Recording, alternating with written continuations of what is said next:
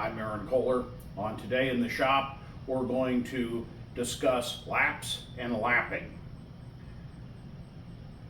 I had a conversation recently at the Machinist Club meeting where one guy come to me and said, I just started my engine, but my lathe cuts crooked and I can't get a good bore.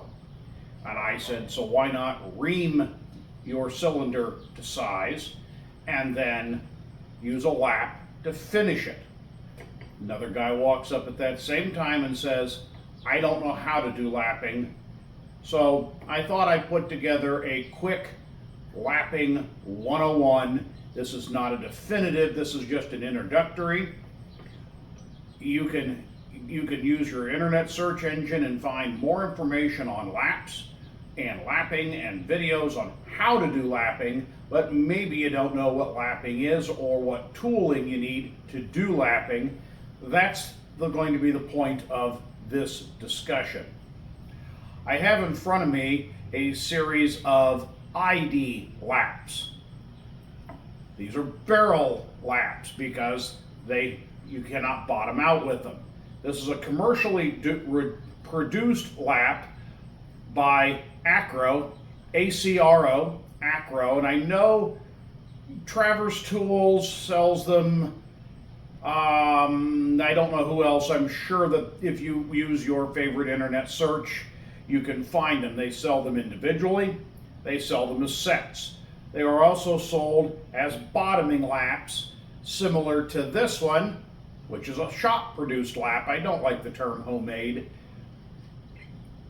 Even if you're amateurs in the machine shop, you still can produce work on par with any commercial machine shop or commercially produced product. Therefore, I hate the term homemade. That implies that it's subpar, sub-quality. There's nothing subpar, sub-quality about a tool you turn out in your own shop. But back to lapping.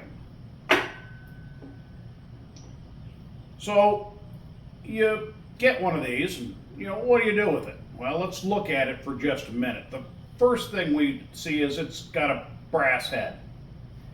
You want the head, the work head, to be softer than the material you're lap than the work.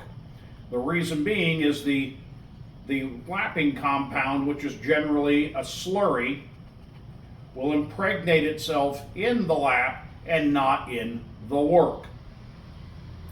So, with that, you get two different heads.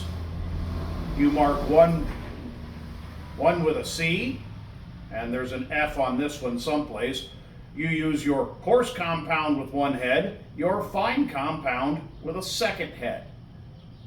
You don't want to mix the two up. It's okay to put some lighter compound on a coarser head, but never put coarser compound on a fine head.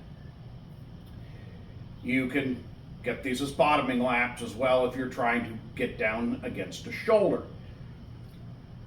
Should you not want to buy a commercially produced lap, making a bottoming lap like this one out of aluminum, and that's